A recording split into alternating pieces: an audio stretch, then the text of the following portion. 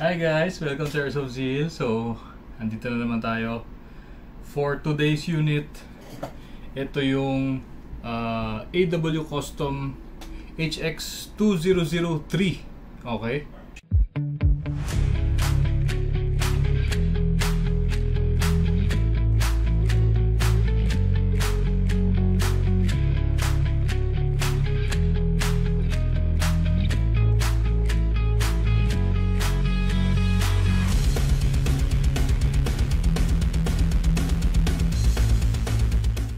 So, ito ay para kay Sir June D. Isib ng Iligan City, Lanao del Norte. Okay, so sa lahat ng mga taga Iligan, ayan, shoutout sa inyo. And if napapanood nyo to, enjoy.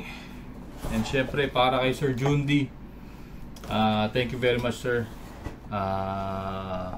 Pag uwi mo, sigurado mag-e-enjoy ka. Okay, so unang-una, papakita ko muna yung box. So, ito si AW Custom HX2003. Ayan. Ito ang box niya. Okay. Ganda ng box, diba? And, syempre, ayan guys, made in Taiwan.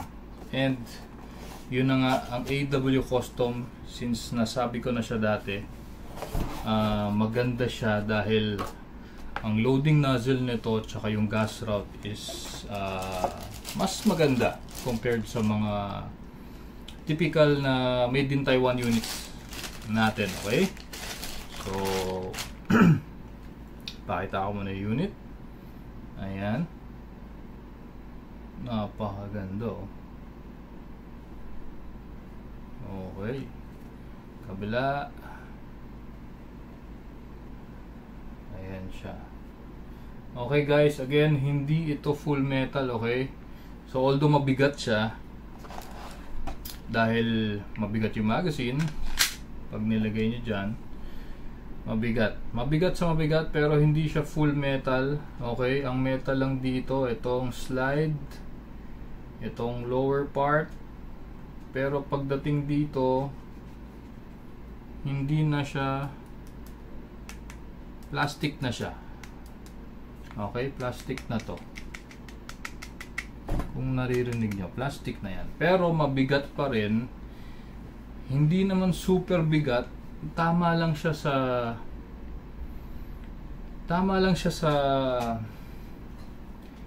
tama lang yung weight. Okay, so tama lang yung weight. Hindi siya super bigat, hindi siya sobrang gaang. Masarap siyang ipanglaro. Tsaka yung grip, sakto lang. Hindi siya tulad ng ibang high kappa na medyo mataba sa kamay, para sa akin. So ganda. Okay, again, ito yan, si AW Custom HX2003, made in Taiwan, gas blowback pistol, and of course rear fiber optic sights, front fiber optic sights. Ayan, kulay green tsaka yung orange. Okay, so mas madali kang sumipat ng ganyan. Okay, ayan, kita nyo ito, silipin nyo dyan, mas madali, diba? Kasi nakikita nyo yung kulay. Okay, so testingin na natin. Siyempre, FPS muna tayo. Ay, wait lang. Again, yung pagkahawak nyo ng bagong unit, diba, brand new yan, lagi ko sinasabi, check nyo muna yung mga valve. Okay, check nyo muna yung valve kung maganda ba yung pagkakahigpit. Okay, so check muna natin para bago kayo maglaro or bago kayo meron pa siyang isisikip eh. So kung wala kayong ganitong tool, pwede naman flathead, medyo malaki-laking flathead. Tapos dito ganun din, flathead, pwede na yun. Tighten nyo lang ng konti basta yung medyo may isisikip pa, pwede pa yun. Pero wag naman sobrang diin. Ayan, meron pa. So, ito okay na siya. Tapos, lagay tayo ng gas. And syempre, sa paglagay ng gas, kailangan upside down. Okay? So, bakit? Mas maganda yung upside down kasi para yung liquid, ayun o, kung maririnig nyo, meron siyang liquid sa loob. So para maiwasan yung kumbaga pag nag-load kayo, at least may laman. Okay, so syempre nandito sa baba yung liquid, di ba? Kung maglo-load kayo, bababa siya. Ayan, so sa pag-load, okay, so minsan pag nag-load kayo ng gas, may sisingaw dyan. May nangyayari yung ganun eh. Pag load nyo ng gas, sisingaw yung kaya sinasabi ko na sikipan nyo na muna, check nyo muna, double check nyo, tapos tsaka kayo mag-load ng gas. Okay, since ito naman wala, kasi sinikipan na natin, load na tayo ng BBs. Okay, so sa pag-load ng BBs, again, ayan, meron kayong masusungkit dyan. Gamitin nyo lang yung kuko nyo, tapos bababa nyo yung ganyan, and dun tayo maglalagay sa ilalim kasi kung makikita nyo, yun yung, ayun o, may space siya, so kasya yung BBs. Okay, so sa paglagay, baba nyo lang ganyan para pag diretso na. Ayan. Okay, ganun lang. Loaded na with gas and BBs. Ayan siya. Tapos salpak tayo ng magazine. Medyo malakas. Huwag naman yung ganyan kasi malalaglag. So medyo malakas lang konti.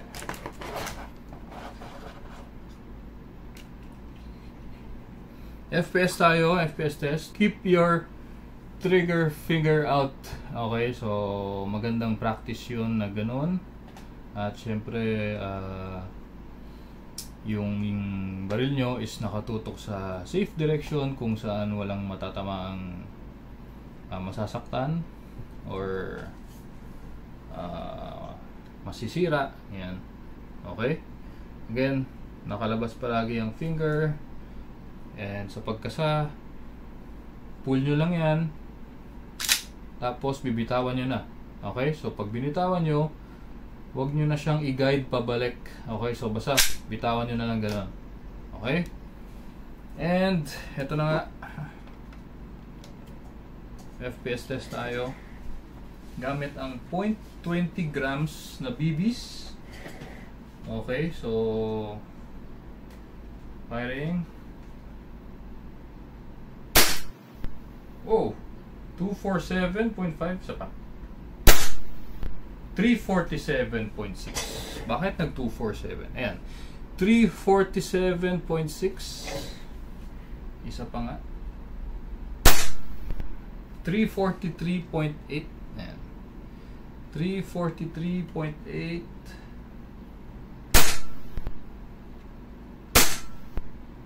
301. Ayan, 301.1. Okay. Again, blowback test. Firing. Isa pa. Medyo bitin, okay? Para lang ma-feel natin. Ma-share ko lang sa iyo yung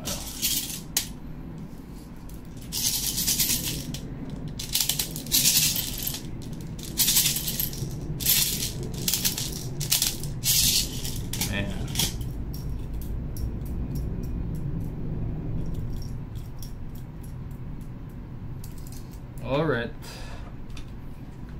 So medyo marami-rami to. FPS test tayo. Pag open yung slide, ibig sabihin wala nang bala. Okay? Tapos, diba, release yung magazine. Kung maglalaro kayo ulit, karga ng BBs, karga ng gas, pero Di na ako nagkarga ng gas dahil for sure meron pa naman yan, kaya pa naman yan.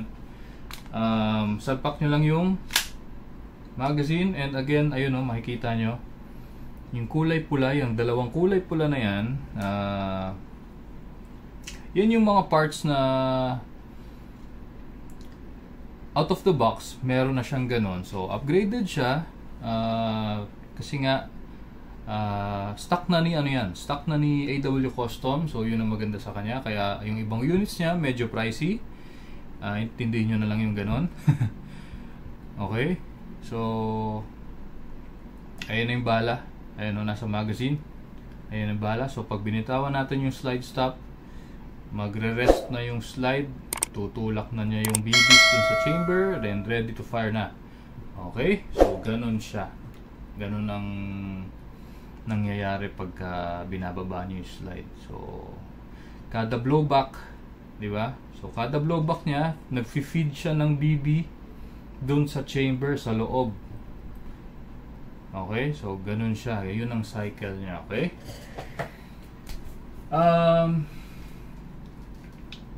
Lock yung slide. Ito yung sinasabi kong slide stop. Pag binaba niyo yan, ready to fire na. Okay? So bababa na natin. Ready to fire na to. Always trigger finger out. Blowback test lang tayo dahil nabitin tayo kanina. Okay, firing. Wala nang gas. Ano ba yan? Hindi tayo pinapalaro ng tuloy-tuloy. Lagyan natin ng gas ulit. Isa pa.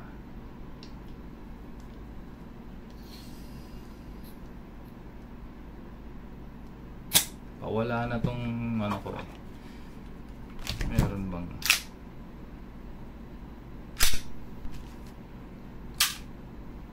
one more, medyo marami pa naman to.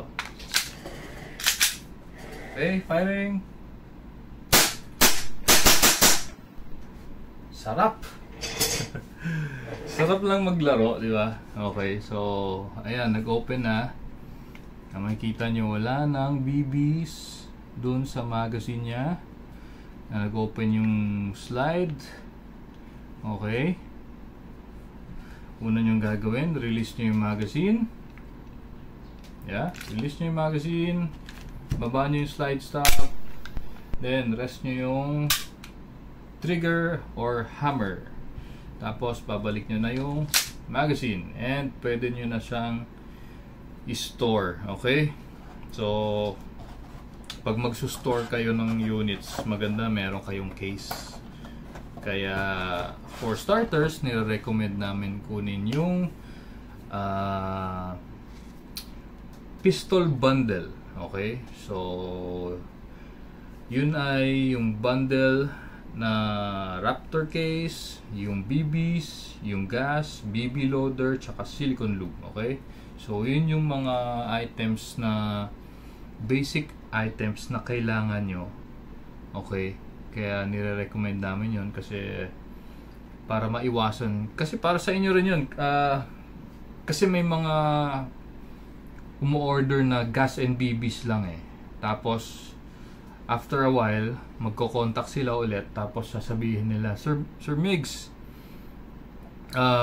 pa-order pala ako ng BB loader, pa-order ako ng silicone lube, order ako ng extra magazine, extra gas. So another naman yun, expense na naman sa shipping. Kaya maganda kung starter pa lang kayo, kung may budget kayo, kunin nyo na yung mga pwede nyong kunin para sulit yung shipping. Okay, so yun lang yun. Again, para kay Sir Jundi, inaantay ka na ng unit mo. Napakaganda nito. Alright. Solid. Ganda ng design. Simple lang. Pero ganda. Ayan. Ganda ng design niya. Okay. Ayan.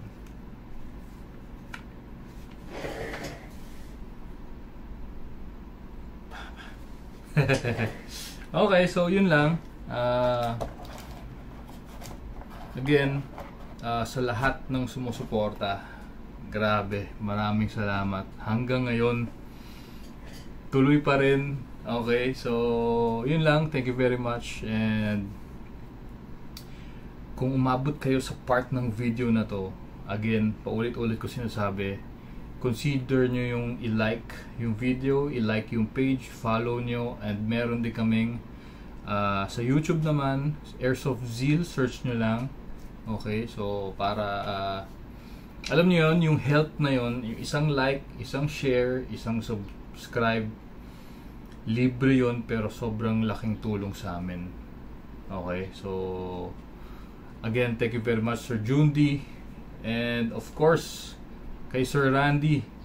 Okay, so sa mga hindi nyo alam, si Sir Randy yung kumuha sa amin last time ng WeR5C, at saka si Sir Jundi, magkasama sila ngayon, nasa barko sila. Okay, so pag uwi nila sigurado mag-e-enjoy sila, hinahantay na sila ng mga unit nila. Okay, so ayun lang, shinare ko lang, and maraming salamat.